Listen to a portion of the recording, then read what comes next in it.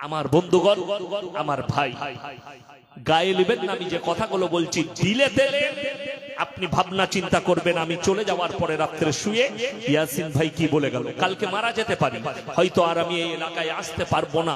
আজকে আপনাদের সাথে মোলাকাত হলো, আমি খুশি হলাম। আমি আসতে পেরেছি 450 কিলোমিটার রাস্তা রান করে, আবার ফিরে যাব অতটাই। আমি কালকে মারা যেতে পারি, পরশু মারা যেতে পারি। হায়াতের মালিক আল্লাহ, মওতের মালিক আল্লাহ। আমার কথাগুলো এই ইউটিউব আর ফেসবুকে লকিরের মতো ভাসবে। মাথায় রাখবেন যে আল্লাহ তাআলা ইমানদারকে পছন্দ করেন, বেঈমানকে পছন্দ করেন না। এখন দুঃখ কি জানেন কেন বললাম? যে একটা ইমামকে যদি মাথা ভাবেন, অনেকজন বলে চায়ের দোকানে, রাস্তাঘাটে, পাড়ায়, বাড়িতে আপনারা আলোচনা করেন, আরে ইয়াসিন বলে বর্ধমানের একটা বক্তা আছে, ও কেন পরোয়া করে না, হক কথা বলে। অনেকজন বলে, তুমি জানো আমার থেকেও ভালো হক কথা তোমার ইমাম বলতে পারবে, কিন্তু তোমার ইমামকে তুমি সেই দরজা দাওনি, সেই ইমামকে হক দাওনি। আমি বাস্তব বলছি, বীরভূম ডিস্ট্রিক্টে একটা গ্রামে জলসা করতে গেছি, যদিও আমি গ্রামের নাম বলবো না। ইমাম সাহেব জুম্মার দিনে সুদের বয়ান করেছেন। রাত 12টার পরে ইমামের কামরায় ঠক ঠক করেছে। কি ব্যাপার? হুজুর একটু পেটে বাসছে, পানি পড়া নেবো, পানিতে দম করে দেন। দরজা খুলেছে, ভেতরে ঢুকেছে, বলছে পানি পড়া নয়। জুম্মার দিনে আজকে আপনি সুদের উপরে বয়ান করেছেন, এরপরে যেদিনে করবেন আপনাকে কামড়াই ঢুকে শুট আউট করে দেবো, মার্ডার করে দেবো। এটা কোনো অমুসলিম নয়, মুসলিম ছেলে কামরায় ঢুকে। একটা ইমাম তার অভিজ্ঞতা আমাকে শুনিয়েছেন যে এইরকম আমাদেরকে হুমকি দিয়েছে। আপনি বলুন সে সমাজ কি করে পরিবর্তন হবে? মসজিদের মাতোয়াল্লি, মসজিদের সেক্রেটারি। আজকে দুঃখ কোথায় জানেন? মুসলমান আমরা কিন্তু কি চিনতে পারিনি? ব্র্যান্ড চিনতে পারি। ব্র্যান্ড চিনতে পেরেছেন? পারেন। যদি ব্র্যান্ড চিনতে পারতেন তাহলে কিন্তু সমাজের অবস্থা এত করুণ হতো না। আমি একটা গল্প শুনাই। আমি 2 বছর আগে হায়দ্রাবাদে জলসা করেছিলাম, চারমিনারের কাছে। যারা বোরকা ব্যবসায়ী আছে ওনারা আমাকে দাওয়াত দিয়েছিল, পরপর 2 বছর করেছি। তো রাত 11টায় জলসা শেষ হয়েছে। তো একজন আমার এলাকার ছেলে, সোনা ব্যবসায়ী, সে বললে হুজুর চারমিনারের কাছে চলুন, আইসক্রিম খাওয়াবো, ফালুদা ফালুদা আছে, চলো। 1 নম্বর উত্তর যেটা হবে ওটা মারাত্মক। ক্বালু নামনাকু মিনাল মুসাল্লিন, আমরা নামাজি মুসল্লিদের মধ্যে ছিলাম না। ওয়ালাম নাকু নুতিমুল মিসকিন, আর আমরা মিসকিনকে খানা খাওয়াইতাম না। 1 নম্বর নামাজি ছিলাম না। সবাই হাত তুলে বলুন আজ থেকে 5 ওয়াক্তের নামাজি হব ইনশাআল্লাহ। সকলে জোরে বলুন ইনশাআল্লাহ। শুধু আপনি একা নামাজি নয়, আপনার পরিবারকে, সন্তানকে নামাজি করে।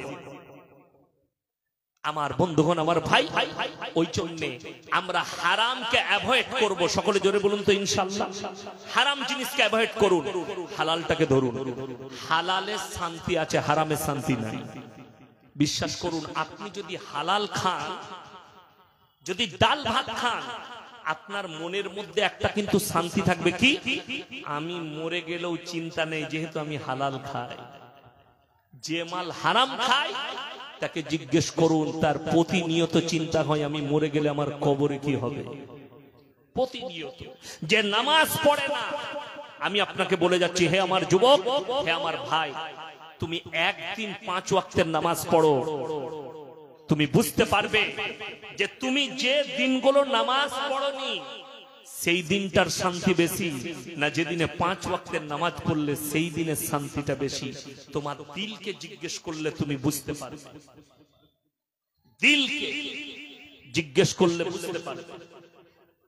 আমার রমজান মাসে আমরা মাদ্রাসার আদায় করি। আমি কলকাতা যাই, হাওড়া যাই, মুর্শিদাবাদ যাই, কোনদিন তারাবি ছেড়ে যাই, বাড়িতে তারাবি পড়ি, কিন্তু মনের মধ্যে শান্তি পাই না।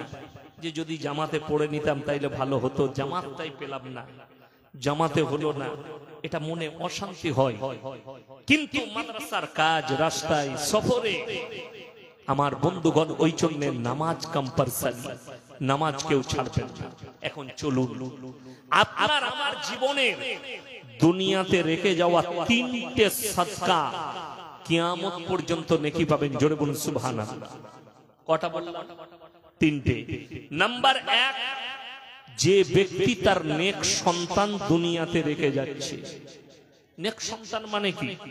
আমার আগে ইনি বয়ান করছিলেন, কথা রাখছিলেন যে সন্তানকে শুধু শিক্ষা নয়, আপনার ছেলে ডাক্তার হোক, মাস্টার হোক, প্রফেসর হোক, ইঞ্জিনিয়ার হোক, আইপিএস হোক, নেতা হোক, মন্ত্রী হোক, যা হবে হোক, আল্লাহর কসম খেয়ে বলছি, আল্লাহর কসম খেয়ে বলছি, তার মধ্যে যদি দিন না থাকে আমার আল্লাহর কাছে কোন দিন থাকা জরুরি। তাকে পাঞ্জেগানা নামাজ পড়তে হবে, তাকে রোজা রাখতে হবে, আল্লাহ আল্লাহ রসুলের উপরে বিশ্বাস রাখতে হবে এবং দিনের উপরে প্রতিষ্ঠিত হতে হবে। আপনার ছেলে ডাক্তার হোক না, প্রফেসর হোক না, আপনার ছেলেকে ছোট থেকে শিক্ষা দেন। আপনি মরে যাওয়ার পরে আপনার ছেলে যেন আপনার জানাজার নামাজটা পড়াতে পারে। আপনি মরে যাওয়ার পরে আপনার সন্তান যেন আপনার কবরটা জিয়ারত করতে পারে। আপনি মরে যাওয়ার পরে আপনার ছেলে যেন আপনার জন্য দান করতে পারে। আপনার সন্তান যেন নামাজের পাটিতে আল্লাহকে বলতে পারে, আল্লাহ গো আমি বড় অসহায়, আমার আব্বা তোমার পেয়ারা হয়ে গেছে, তুমি তোমার নিয়ামত ফিরিয়ে নিয়েছো, আমার আব্বা কবরে কি হালতে আছে আল্লাহ জানি না, তুমি আমার আব্বার কবরটাকে জান্নাতের বাগিচা বানিয়ে দাও।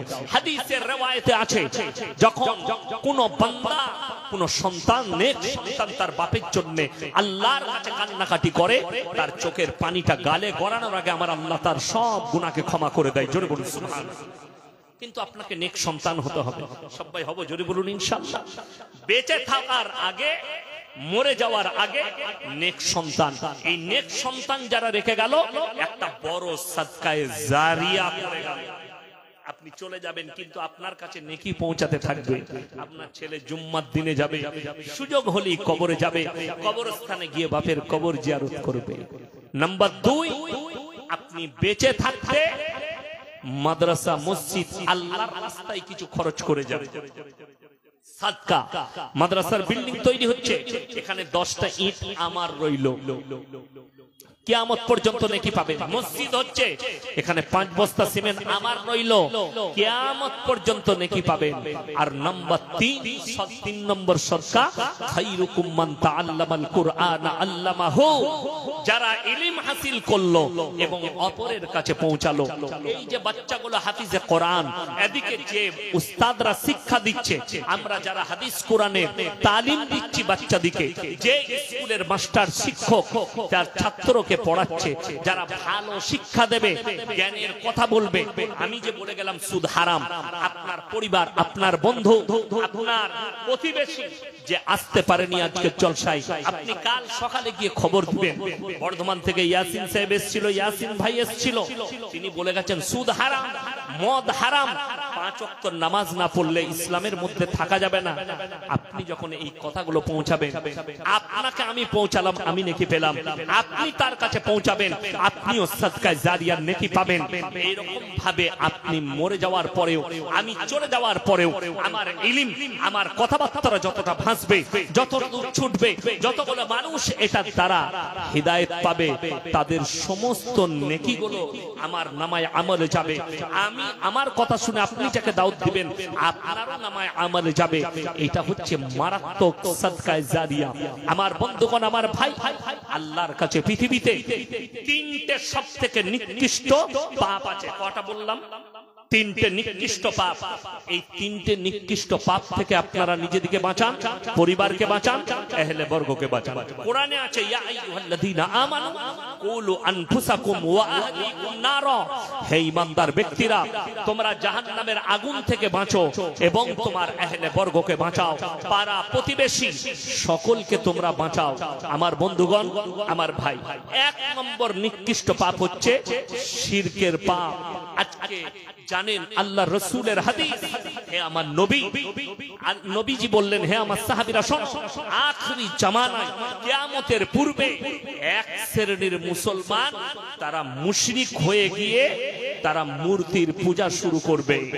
তারা কবরের পূজা শুরু করবে, গাছের উপাসনা, পাথরের উপাসনা শুরু করবে। এটা রাসূল সাল্লাল্লাহু আলাইহি সাল্লামের হাদিস। আমার বন্ধুগণ, আমার ভাই, আজকে আমাদের ভারতবর্ষে, বিশেষ করে পশ্চিম বাংলায় আর এই বাংলাদেশে মারাত্মক একটা কোরআন বিরোধী কথা, মারাত্মক একটা সমাজ বিরোধী কথা সমাজের বুকে ছুটতে শুরু করেছে।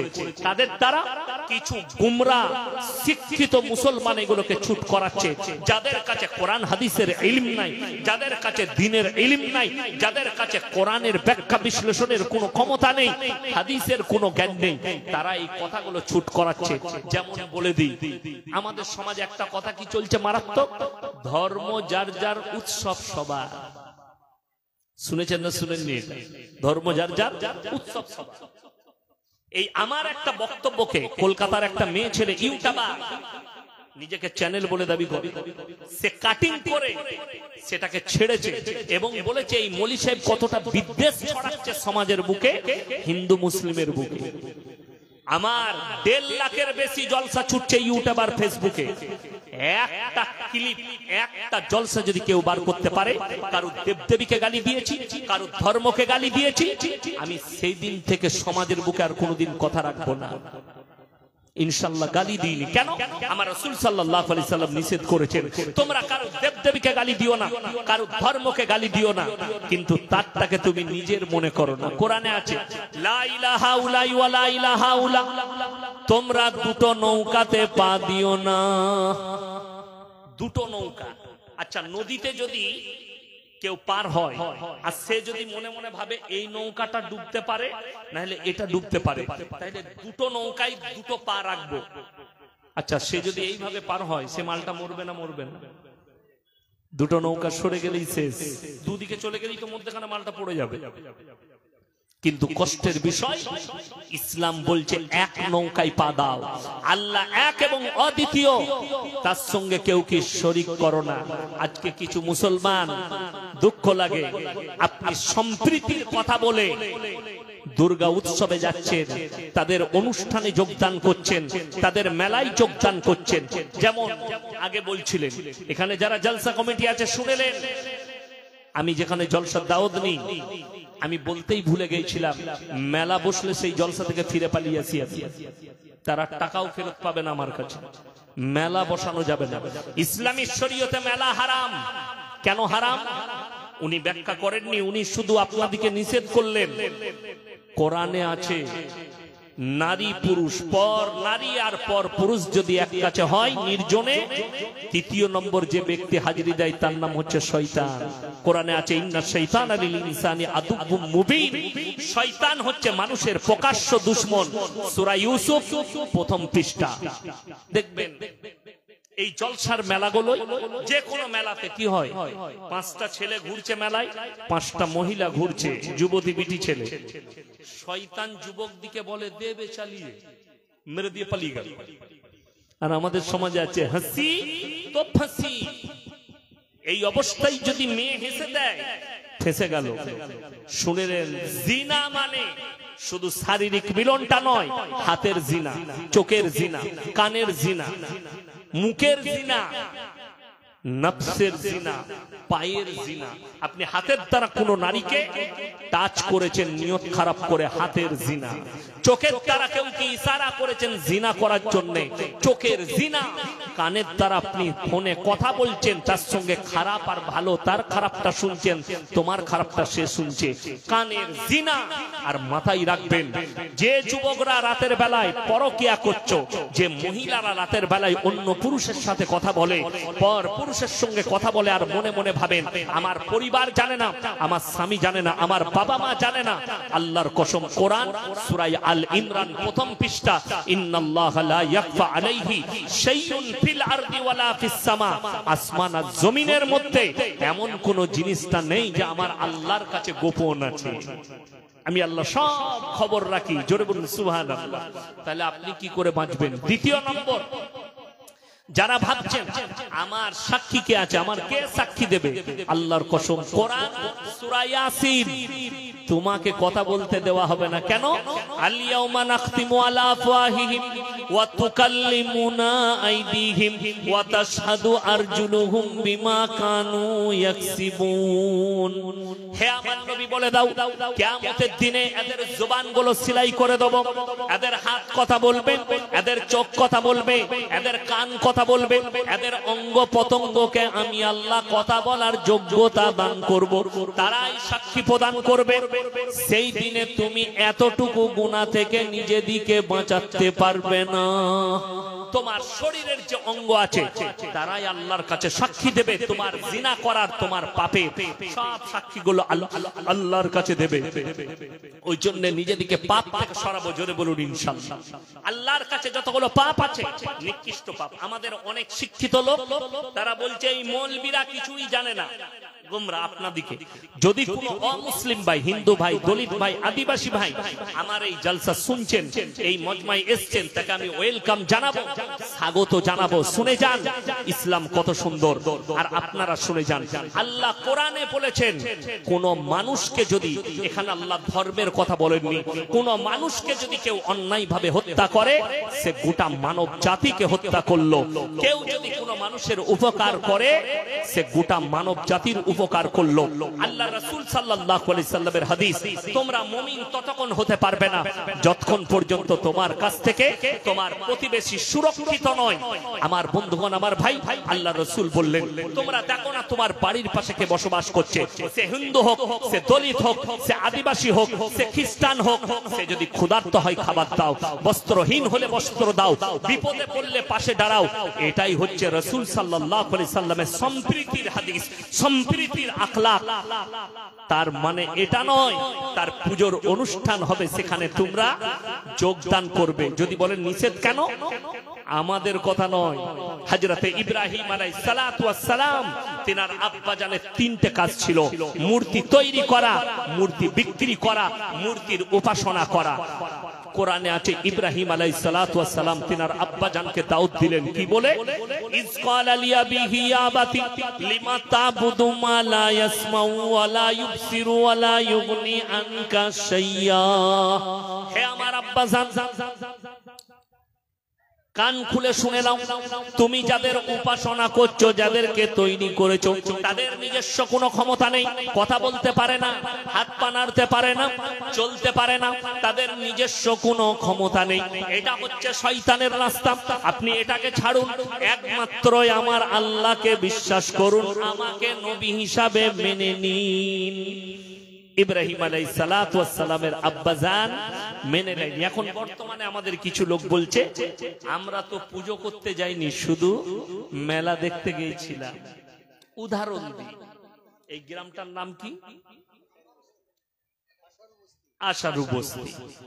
এই বস্তিতে রাতের বেলায়, উদাহরণটা শুনে নেন, ডাকাতি হচ্ছে একটা বাড়িতে, সবাই ঘুমাচ্ছে, একটা বাড়িতে ডাকাত ঢুকেছে, তাদের সবাইকে আটকে দিয়েছে, তাদের বাড়ির মালগুলো লুটপাট করছে, গাড়িতে চাপাচ্ছে। গ্রামের অন্য বাড়ির একটা ব্যক্তি সে পেশাব করতে উঠেছে, সে গাছতলায় বসে প্রস্রাব করতে গিয়ে দেখলো আরে এদের বাড়িতে তো ডাকাতি হচ্ছে। চুপচাপ বসে দেখলো, সব লুটে পুটে নিয়ে গ্রাম থেকে পালিয়ে গেল। প্রশাসন বাবুরা এলেন, পুলিশ এলো, গ্রামের লোক জেগে গেছে, অমুকের বাড়িতে ডাকাতি হয়েছে। পুলিশ এসে জিজ্ঞেস করছে আচ্ছা তোমাদের মধ্যে কে দেখেছো? সে বলল স্যার আমি প্রথম থেকে শেষ পর্যন্ত দেখেছি। কাকে বেশি মারবে? কথা বলে না, তাকে তুলে নিয়ে যাবে না? যাবে না। প্রথম থেকে শেষ পর্যন্ত দেখেছি বলে একে মার, সব বেরিয়ে যাবে, তাকেই মারবে। আমার বন্ধুগণ, আপনি যদি বলেন আমি মেলা দেখতে গিয়েছিলাম,